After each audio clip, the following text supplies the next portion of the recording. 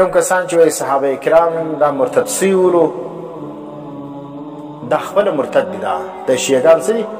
شیعګان وایي صحابه کرام د نبي علیه السلام د مرګه بعد دا ګډ مرتد سوي ولي، صرف 15 کسان پاتې سوي ولو مسلمانان، نور ګډ د کافران نعوذ بالله. ځکه دي دا چمبه څه ده؟ چمبه یې پر هر ځای لګولې ده 15 ګوتې. چا پسې کران نه ګوري، موږ خلک مارته نه پوهېږي دا 15 ګوتې څه معنی دی. په دا صحابو کې 15 کسان بس دا چې شولو دا بچا ولو، دا مؤمنان، دا نور ګډ کافران. ځکه دي څه وایي 5 تن پاک. دا 5 تن پاک والا چې کوم دي دا کافران دي، دا شیعګان دي. دا 5 تن پاک والا شیعګان د یا علی مدد والا، د زینب علیه السلام والا، د فاطمه علیه السلام والا، د حسین علیه السلام والا، دا ګډ شیعګان دي. چې دا موسی علیه السلام وایي په پوهېږي به دا شیعه دي. او زموږ خلک چې کوم دي هغه په ناپوهي باندې وایي، نو په کار سر خلاص کړي په دې باندې. لیکن دا اصل مسله د چا ده؟ د شیعګانو ده. او چې دا وایي امام حسن امام حسین دا هم شیعه دي. ولې؟ چې حضرت حسین حضرت حسن دا ته امام وایي، نو امام ابوبکر ولې نه وایي؟ امام عمر ولې نه وایي؟ امام عثمان ولې نه وایي؟ ولې؟ هغه خو دوی کفار بولي. نو نعوذ بالله ټول صحابه کرام دي کافران بولي. او حضرت حسن او حضرت حسین چې کوم دي هغه دي چې هغه د دوی په امامانو کې داخل دي. نو ځکه زموږ اکابر څه وایي؟ هغوی د دغه صحابه کرامو سره باید د امام تورې نه وایي. که چا وایي بیا به د ګوت سره وایي، که نه وایي د دا سره بیا نه وایي. ولې دا شعار د چا دی؟ دا د شیعګانو دی. شیعګان چې کوم دي هغه حضرت حسن حضرت حسین هغه د څه وایي؟ امام حسن امام حسین. بیا چې سره وایي علیه السلام هم ورسره وایي. علیه السلام د انبیا ورسره ویل کېږي. نو ځکه دا قرآن چې کوم دی هغه څه دی؟ ګوره دلته والمؤمنون مهاجر او انصار صحابه کرامو د ایمان ګواهي څوک ورکوي؟ قرآن ورکوي. والمؤمنون نو قرآن د هغو سرټیفیکټ جاري کړی دی چې دا مؤمنان دي. او دلته شیعګان د عبدالله بن سبا زامن هغوی دا ګډ کافران سوي وو. هغه نه دي کفار، ته کافر یې ده. ځکه دا ناره چې کوم ده حضرت مولانا حق نواز جنګوي رحمت الله علیه یو کوچنی سړی ولو د جنګ ده. پخوا زمانه کې چې دغه ولو د شیعګان ډېر پر زور باندې ولو، نو زموږ علماو مشرانو به د دې سره مناظرې پر دې باندې کولې چې حضرت ابوبکر صدیق مسلمان و که کافر و نعوذ بالله. شیعګان به ویل دا کافر ولو، زموږ مشران به علما به لګیا ولو دا به ثابتوي چې حضرت ابوبکر صدیق چې شو مؤمن ولو.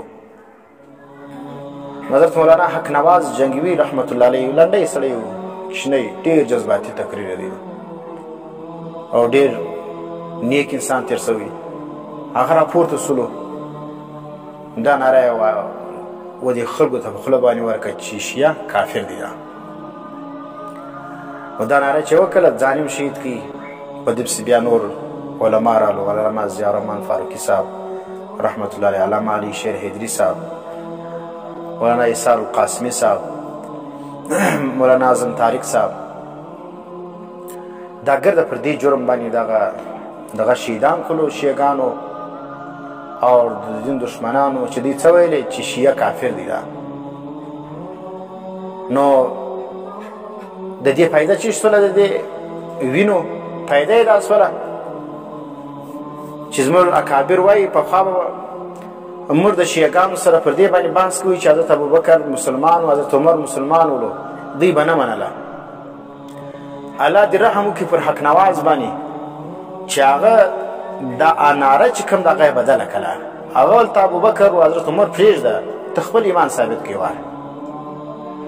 شیعه خپل ایمان دې ثابت کړي. دی پر ابوبکر و د حضرت عمر پر ایمان باندې ګایږي، حضرت عایشې پر ایمان باندې ګایږي. دی دې اول خپل ایمان ثابت کړي.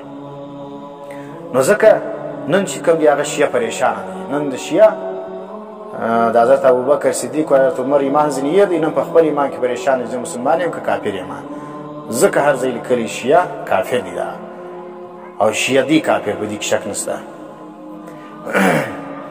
مولانا سرفراز خان صفدر صاحب رحمت الله علیه زموږ د دیوبند مشهور عالم دی، امام اهل سنت ورته وایي.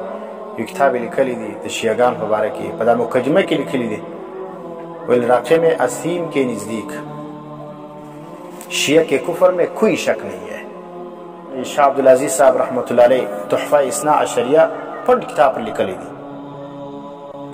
ځکه دا کتاب مبارک کې راځي وایي دا کتاب چې یو خوا ته سونه کې بله خوا ته دا کتاب چې دی لا هم دا کتاب پر قیمتي دی. ولې چې په دې کې د صحابو د دشمنانو کفر ښکاره کړی دی. تحفه اثنا عشریه 12 فرقې د شیعګانو چې دغه دلته په ګوته کړي دي او د هغې د هر خباثت جاست و کفر و فسق و دا ګډ ښکاره کړي دي. ځکه تحفه اثنا عشریه کتاب څه دی؟ دا علما وایي چې دا یو خوا ته که سړی ودري یو خوا ته سونه بله خوا ته چې کوم دا کتاب پر قیمتي دی. نو دا هم تر ډېر ټولې چې الله څه وایي لكن الراسخون في العلم، لیکن هغه راسخین فی العلم منهم كعبدالله ابن المؤمنون او مؤمنان صحابه کرام مراد. ګوره مصنف څه وایي المهاجرون والانصار صحابه کرام ګډ مراد دي. که مهاجر دي که انصار دي دا ټول صحابه کرام چې کوم دي دا چیز دي راسخون فی العلم دي. او بیا لفظ قرآن چې استعمال کړی دی المؤمن، المؤمن کې څه اشاره ده چې دا مؤمنان